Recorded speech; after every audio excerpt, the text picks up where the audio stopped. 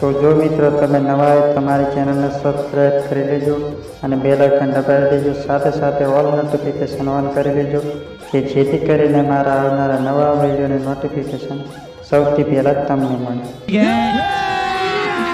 अभी मजा आएगा ना भिड़ो।